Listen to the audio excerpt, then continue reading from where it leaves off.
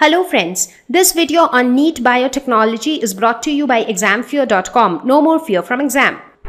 Biotechnology had been extremely useful in the field of medicines. So here we will look at some of the recombinant proteins in medicines which have been found to be extremely powerful in terms of a constituent in medicines. So let us talk about OKT3. So this orthoclone OKT3 is an excellent immunosuppressant. So what do we mean by immunosuppressant? So it has the ability to block the action of certain blood cells that can cause the body to reject a transplanted organ. Now you see, just imagine the power of this recombinant protein. So what happens whenever normally a patient undergoes an organ transplantation? Now when does a person undergo organ transplantation? When a particular organ of that person stops working completely. Like we often hear of kidney transplant. Now when does a kidney transplant takes place? When the kidneys of the person doesn't work at all.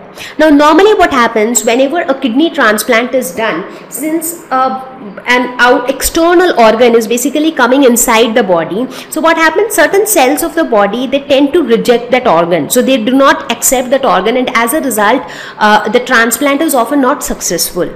So to prevent that from happening, this OKT3 is an immunosuppressant which doesn't allow, or which in fact blocks the action of those kind of cells which tend to reject the transplanted organ. So therefore it acts as a great medicine after any organ transplant. Similarly, you have ReoPro. So ReoPro is another recombinant protein which reduces the chance of heart attack. How? Because it prevents the formation of blood clots. So what is heart attack? So heart attack is normally it happens due to blockage, like when the flow of blood doesn't happen properly through the heart. So that's when a person encounters heart attack. Now this ReoPro protein, it prevents the formation of blood clots and therefore reduces the chances of heart attack. TPA. What is TPA? So the full form of TPA is tissue plasminogen activator.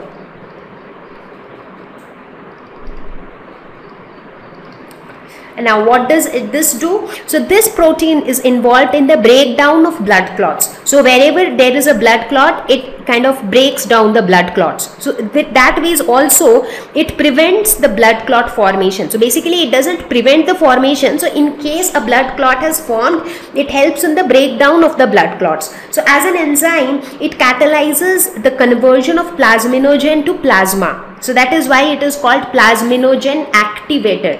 That means it catalyzes the formation of plasma from plasminogen. And what is plasma? It is the enzyme which is responsible for clot breakdown.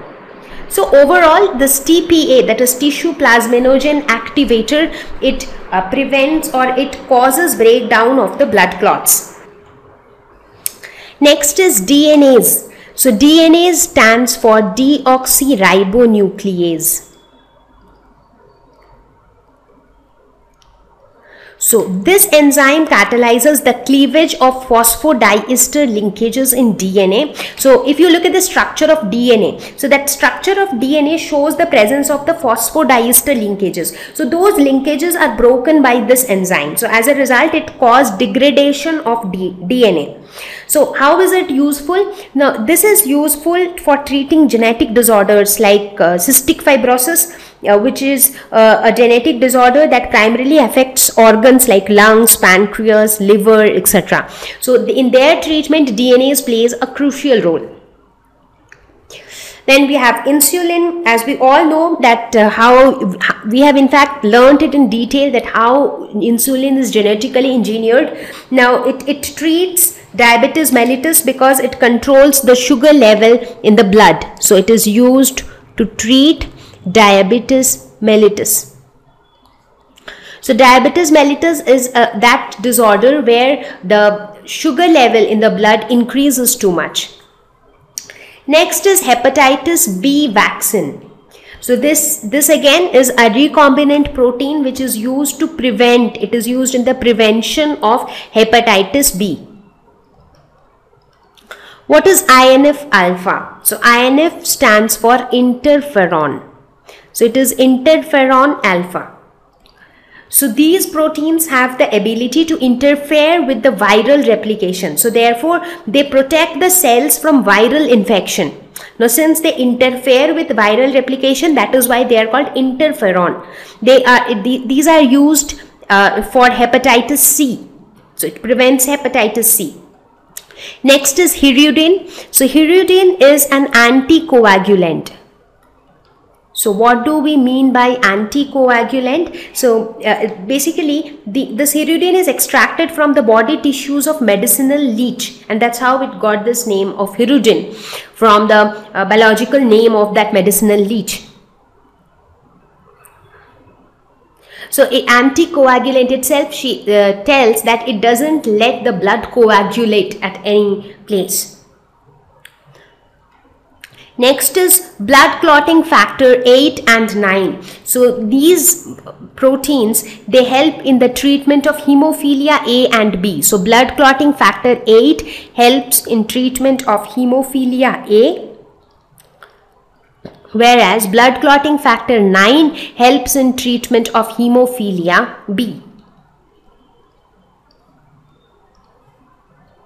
So in what normally happens in hemophilia? So in hemophilia, people bleed longer than other people. So basically here just the opposite. In this case, blood clot doesn't form inside the body. So therefore for any small thing, a lot of bleeding takes place from people suffering from hemophilia. So why does that happen? That happens due to a missing or defective factor, that's a clotting protein. So there is some issue with the clotting protein, and that's why blood clots doesn't form. And what does this blood clotting factor 8 and 9 do? So they help in the formation of blood clots, and that's how they treat hemophilia. So you understand, like we saw a lot of recombinant proteins before, which prevents the formation of blood clots, like ReoPro or TPA. They break down the blood clots, or they prevent the formation of blood clots. But for blood clotting factor, they help in the formation of blood clots, because if blood clot doesn't take place, that also becomes a problem, because due to excessive bleeding, it can be extremely dangerous for the survival of that organism. So therefore clotting of blood is also necessary to some extent, and that's where blood clotting factor 8 and 9 plays a role.